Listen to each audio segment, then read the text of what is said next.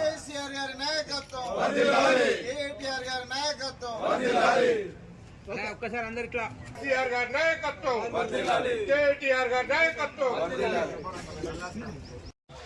Municipality పరిధిలో ఉన్నటువంటి national highway authority of India రోడ్డుకు ఉన్నటువంటి వాటిపైన ఫ్లెక్సీలు, కొన్ని రాజకీయ పార్టీలు ఫ్లెక్సీలు వెలువడం వల్ల ప్రజలకు రహదారి కూటమిలో ఉన్నటువంటి దానివల్ల ప్రజలకు మోటార్ వాహనదారులకు ఇబ్బంది కలుగుతూ ఉన్నది.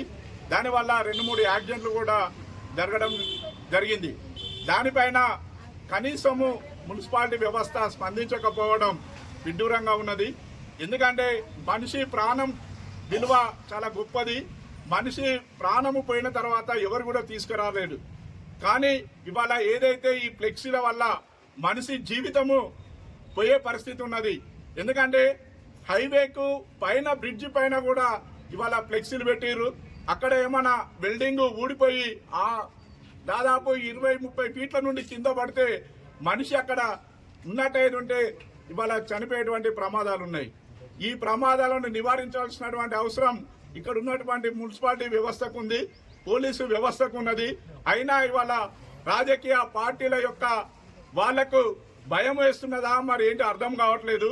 ఎందుకంటే మనిషి ప్రాణం పోతే మాత్రం బీఆర్ఎస్ పార్టీ ఇవాళ ఊరుకోదు.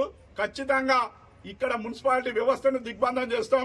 పోలీస్ డిపార్ట్మెంట్ కూడా ఇవాళ రిక్వెస్ట్ చేస్తా ఉన్నాం, మీరైనా ఇవాళ ఇక్కడ చర్య తీసుకోవాలని చెప్పేసి ఇవాళ పోలీస్ డిపార్ట్మెంట్ కూడా విజ్ఞప్తి చేస్తా ఉన్నాం. ఎందుకంటే రోడ్డు ప్రమాదాల నివారణలో మీరు చాలా భాగస్వామ్యం మీది ఉంది.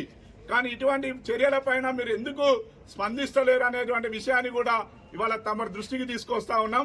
కాబట్టి ఏది ఏమైనా ఇవాళ మీరు తీసుకురాకపోతే పెద్ద ఎత్తున మళ్ళీ ఒక్కసారి ఆందోళన కార్యక్రమాల్ని చేపడతామని చెప్పేసి ఇవాళ మున్సిపాలిటీ గారికి, ఇవాళ కమిషనర్ గారికి ఒక రిప్రజెంటేషన్ ఇవ్వడం జరిగింది. తక్షణమే స్పందిస్తారనేటువంటి ఆశతో ఎదురు చూస్తా ఉన్నాం. ఒకవేళ నిజంగా స్పందించకపోతే బీఆర్ఎస్ పార్టీ తరఫున పెద్ద ఎత్తున ఆందోళన కార్యక్రమం చేసి ఇవాళ ఇక్కడ ఉన్న ప్రజలకు హాని జరగకుండా కాపాడుకునే బాధ్యతను ఇవాళ బీఆర్ఎస్ పార్టీ తీసుకుంటామని చెప్పి ఈ సందర్భంగా తెలియజేస్తాం.